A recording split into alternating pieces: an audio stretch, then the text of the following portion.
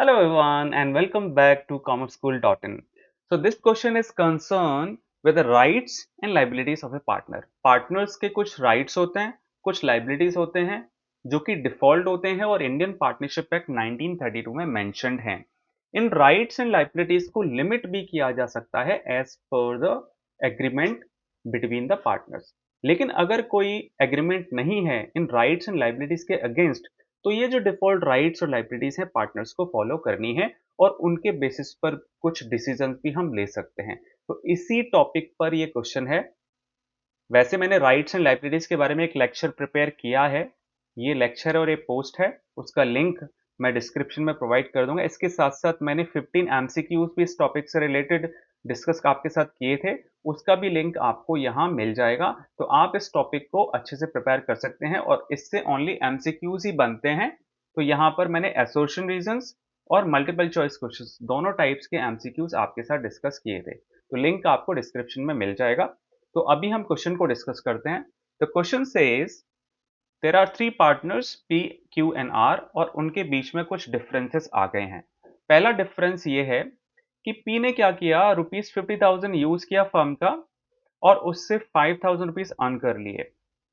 पैसा फर्म का ही था उसको यूज किया उसने प्राइवेटली और उससे 5,000 रुपीज अर्न किए क्यू एन आर को बाद में पता लगा इसने ऐसा किया है अब क्यू एन आर बोल रहे हैं कि ये जो प्रॉफिट इसने अर्न किया है इसको फर्म को देना चाहिए तो बताएं पी इसको अपने पास रखेगा या फिर क्यू एन आर जो कह रहे हैं ये फर्म का है वो ठीक है तो इसके लिए आपको पता होनी चाहिए फर्म पार्टनर्स की एक लाइबिलिटीज तो पहले हम एक इसकी जो लाइबिलिटी है उसको डिस्कस कर लेते हैं तो ये जो लाइबिलिटी है वो कहती है सेकंड लाइबिलिटी है this one if a partner earns some profit by using firm's property और मनी और यहाँ पे इसने क्या किया है पैसा यूज किया है तो और इसको यूज करके अगर उसने प्रॉफिट अर्न किया है तो वो profit will be paid to the firm firm को उसको वापस करना पड़ेगा तो इस ये जो पार्टनर की लाइबिलिटी है इसके अकॉर्डिंग इसका आंसर बनता है दिस वन तो इसका आंसर बनेगा ये if any partner uses the money of the firm and earned a profit, he has to pay back the used money with profit. Hence, P has to pay rupees 50,000 to the firm. जो कि 50,000 उसने firm का use किया वो और 5,000 rupees profit दोनों मिला के उसको फर्म को वापस करना चाहिए अब ये आंसर हमने किस बेसिस पर दिया है इसका बेसिस है one of the liability of the partner. So it is one of the liabilities of partner that says if a partner earns some profit by using the firm's property or money, such profit will be paid to the firm. Clear point? अब उनका जो second dispute है वो हम देखते हैं second dispute कहता है क्यू ने क्या किया ₹10,000 belonging to the firm use किया और उससे उसको कुछ लॉस हो गया यानी कि जैसे पिछले क्वेश्चन में 50,000 यूज किया था यहाँ पर क्यू ने क्या किया 10,000 रुपीज फर्म का लिया और उससे प्राइवेटली कुछ बिजनेस किया और उसमें उसको 1,000 रुपीज का लॉस हो गया he wants the firm to bear the loss अब वो कह रहा है क्यू कि ये जो लॉस मुझे हुआ है वो फर्म बियर करेगी तो अब इसका डिसीजन कैसे होगा तो इसका डिसीजन ये है इसके लिए भी पार्टनर्स की एक लाइबिलिटीज के बेसिस पर हम डिसीजन ले सकते हैं और वो डिसीजन ये है यही सेम लाइबिलिटी है कि इसने पैसा यूज किया मनी यूज किया और मनी यूज करके उसको लॉस हो गया if he incurs loss it would be borne by partner himself अब ये लॉस जो है वो पार्टनर ही बियर करेगा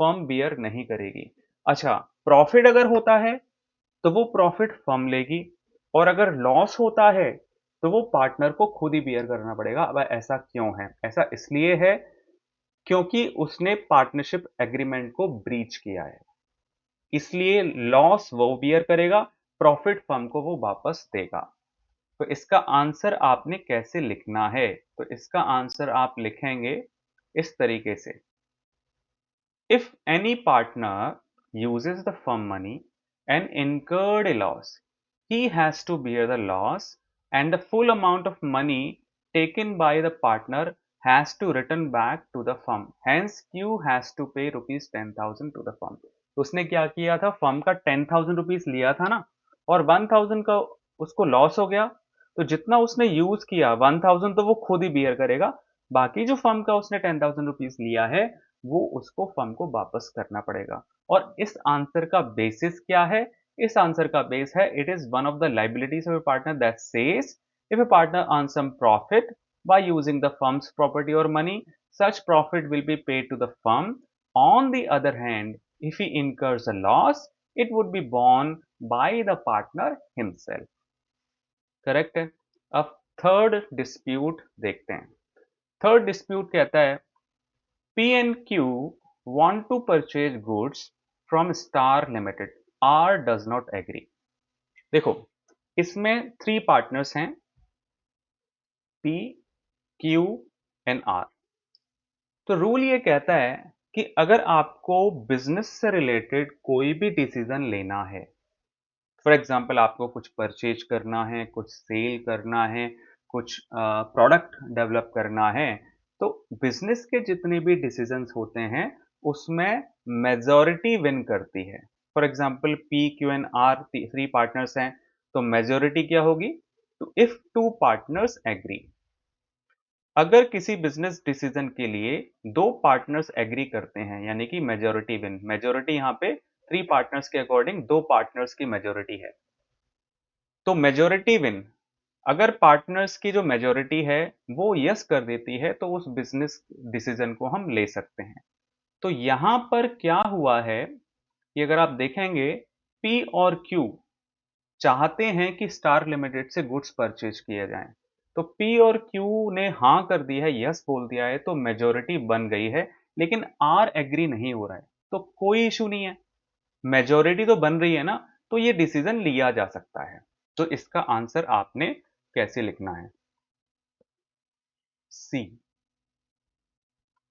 any business decision is decided by the majority, hence P and Q want to purchase goods from Star Limited is accepted as there are only 3 partners and the majority win। Clear है point. अब next dispute इनका देखते हैं। Next dispute है Q and R want to admit W as a partner but P does not agree। Okay, तो इसमें rule ये कहता है, देखो ये पार्टनर का अपना राइट भी है और ये इंडियन पार्टनरशिप एक्ट के प्रोविजंस भी हैं in the absence of the partnership deed. दोनों तरीके से इसका आंसर आप कर सकते हो। तो अगर हम राइट्स की बात करें तो ये राइट्स हैं हमारे, तो राइट्स में आकर देखते हैं, तो ये देखो एक राइट यहाँ पर लिखा हुआ है, a partner has a right not to allow the admission of a new partner. तो पार्टनर का ये राइट है कि वो किसी भी पार्टनर को ना लेने के लिए, मतलब वो कह सकता है कि मैं इस बंदे को एज ए पार्टनर एडमिट नहीं करूंगा। अगर एक भी पार्टनर ने मना कर दिया तो नया पार्टनर एडमिट नहीं हो सकता। तो लॉ कहता है, ये जो राइट है पार्टनर का वो ये कहता है कि अगर आप किसी भी पार्टनर को एंटर कराना चाहते हैं बिजनेस में, तो एग्जिस्टिंग जितने भी पार्टनर्स हैं उनकी कंसेंट होनी चाहिए, उनको हाँ बोलना चाहिए। अदरवाइज एक भी पार्टनर ने मना कर दिया तो वो पार्टनर बिजनेस में एंटर नहीं कर सकता। तो ये राइट भी है। और अगर हम रूल्स की बात करें, जो प्रोविजंस हैं, provisions of Indian partnership act 1932, उसमें भी उसके बेसिस पर भी आप आंसर कर सकते हो, to admit a new partner all existing partners consent is mandatory. तो राइट भी है और एक ये प्रोविजन भी है कि किसी भी पार्टनर को अगर आप एडमिट करना चाहते हो तो एग्जिस्टिंग पार्टनर्स की कंसेंट चाहिए। तो इसका आंसर आप कैसे लिखेंगे? ओके, तो इसका आंसर आपने लिखना है, W as a partner cannot be admitted, as to admit a new partner all partners must agree। Clear point? So it is one of the default right of a partner that says a partner has the right not to allow the admission of a new partner। या तो आप rights के basis पर reason दे सकते हैं, या फिर आप बोल सकते हैं It is one of the provisions in the Indian Partnership Act 1932 in the absence of a partnership deed that says to admit a new partner the consent of all existing partners is required. Clear a point? Next इनका dispute check करते हैं. Next dispute कहता है R had given a loan of ₹2 lakh to the firm. ये जो partner R है उसने 2 lakh rupees का लोन फर्म को दिया है and demanded interest at the rate of 10%. अब वो कह रहा है कि मुझे इस पर 10% का इंटरेस्ट मिलना चाहिए. P and Q do not want to pay the interest. और जब पी एंड क्यू ये वाला इंटरेस्ट पे नहीं करना चाहते हैं, इसका मीनिंग है रेट ऑफ इंटरेस्ट के लिए पार्टनर्स के बीच में कोई भी एग्रीमेंट नहीं है. और जब पार्टनर्स के बीच में कोई भी एग्रीमेंट नहीं होता है तो पार्टनर का राइट होता है कि उसको कम से कम 6% पर एनम का रेट ऑफ इंटरेस्ट मिलना चाहिए जो लोन उसने फर्म को प्रोवाइड किया है. तो इसका मीनिंग ये है, चलो कोई नहीं, पी एन क्यू नहीं देना चाहते 10%, लेकिन as per the rights of the partners उसको at the rate of 6% per annum का रेट ऑफ इंटरेस्ट मिलना ही चाहिए. तो ये पार्टनर का राइट भी है. It is one of the right of the partner and also a provisions of the Indian Partnership Act 1932 in the absence of a partnership deed. क्योंकि PNQ agree नहीं कर रहे हैं तो इसका मीनिंग पार्टनरशिप डीड नहीं होगी. तो आप दोनों साइड से इसका रीजन दे सकते हैं. It is one of the rights और it is also one of the provisions of the Indian partnership 1932 in the absence of a partnership deed. तो इसका आंसर हम कैसे लिखेंगे, चलिए आइए देखते हैं. So this one. So in the absence of a partnership deed, provisions of the Indian Partnership Act 1932 would apply. Only a 6% per annum rate of interest on the loan of partners to the firm would be charged. Hence, in the place of 10% per annum, only a 6% per annum rate of interest would be allowed. तो charge के places पर हमें allow लिखना चाहिए यहाँ पर, would be allowed. और इसका एक और रीजन आप दे सकते हैं, it is also one of the rights of the partners. तो रीजन में एक और रीजन हम दे सकते हैं, it is one of the rights for partners and also a provisions of the Indian partnership 1932 that apply in the absence of a partnership deed. दोनों तरीके से आंसर दे सकते हो. तो मैं आपको दिखा भी देता हूं क्योंकि ये राइट भी है और प्रोविजन भी है. तो rights and liabilities of a partner वाली पोस्ट में आते हैं. तो यहाँ देखो 7th राइट्स मैंने यहाँ पे लिखा हुआ है. If a partner has advanced a loan he has a right to receive interest thereon at an agreed rate of interest. In case the rate of interest is not agreed, कितना interest मिलना चाहिए, 6% per annum. और provisions भी check कर लेते हैं. Rules in the absence of partnership deed, यहाँ पे लिखा हुआ है where fifth provision, interest on loan of the partner कितना मिलना चाहिए, 6% per annum if there is no agreement, if there is no partnership deed among the partners. तो दोनों टाइप से आप रीजन इसमें लिख सकते हैं.